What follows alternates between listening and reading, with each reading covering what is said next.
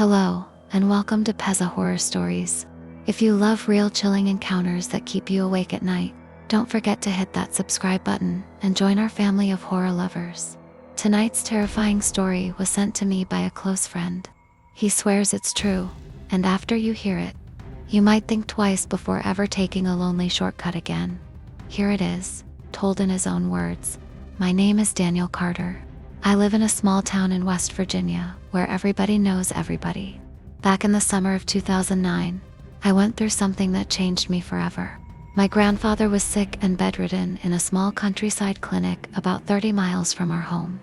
Every morning I would drive out there, check on him, bring food, sit with him, and return by late afternoon. It was a routine, familiar, safe. But one day, one reckless, foolish day, I broke that routine. That morning had been hotter than usual. The clinic was crowded, the wait was endless. I hadn't eaten since dawn, and the sun was boiling over the tin roof of the waiting room. My patience was gone, my body was weak, and my stomach burned with hunger. By the time I left the clinic, it was already noon. I knew the main highway home was long and slow, but there was another way, a road people in town whispered about, the one that cut through Blackwood Forest.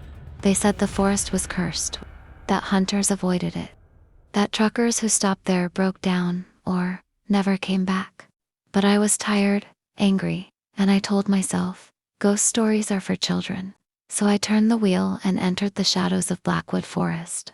The air grew colder almost instantly. Tall, twisted oak trees leaned over the road, their branches clawing at the sky like skeletal hands. The sunlight barely broke through, leaving the entire path drowned in a dim gray glow. The further I drove, the quieter it got. No birds, no insects, just the crunch of gravel under my tires, and the low hum of my truck's engine.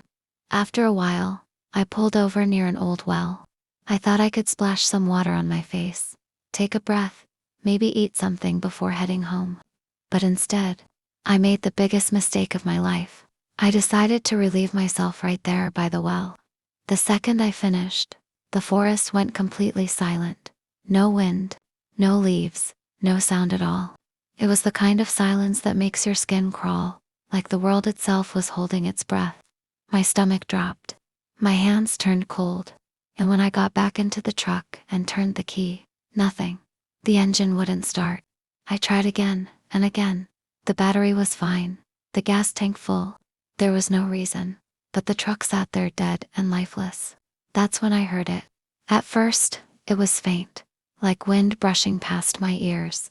But it grew louder, whispers. They weren't words I could fully understand, just broken, scattered voices. Male, female, young, old, all overlapping each other. I spun around, but the forest was empty. Then came the footsteps, crunching leaves, circling the truck. I froze in my seat, heart hammering. It felt like someone was standing just outside the window. But when I looked, nothing. The whispers grew closer. One voice, deep and guttural, hissed right into my ear. You shouldn't have done that here. Panic surged through me. I slammed my fist on the steering wheel, whispering prayers, begging God to get me out of there. And then the engine roared to life. Relief flooded me, but it lasted only a second, because in the rearview mirror, I saw them figures. Shadowy, dark, twisted figures running alongside the truck. They weren't human. Their limbs were too long, their heads misshapen, their bodies blurred like smoke, and their eyes, glowing like embers in the night.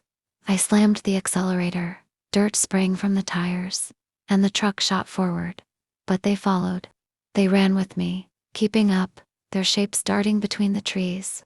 Some crawled, some leaped, some glided across the ground, as if floating. No matter how fast I went, they were there, watching, reaching. The forest seemed endless. My chest tightened, my vision blurred, but I couldn't stop. I gripped the wheel until my knuckles turned white, praying harder than I ever had in my life. Finally, after what felt like hours, the trees broke, and just like that, they were gone. No shadows, no whispers, no eyes. Just the sound of my engine and my ragged breathing. When I got home, my body gave out. I collapsed onto my bed, shivering with fever. For an entire week, I burned. Doctors ran tests, found nothing. They said it was stress, but I knew better. Later, the old pastor at our church came to visit. I told him what happened, every detail. He listened quietly, then said words I'll never forget. "Son, not every road is meant for men. Some places belong to others. You crossed their land. Be thankful you made it back." Since that day, I have never, and will never, take that road again. And if you ever find yourself driving alone, tempted to take a shortcut through some forgotten place, remember my story, because sometimes the silence in the woods is not empty.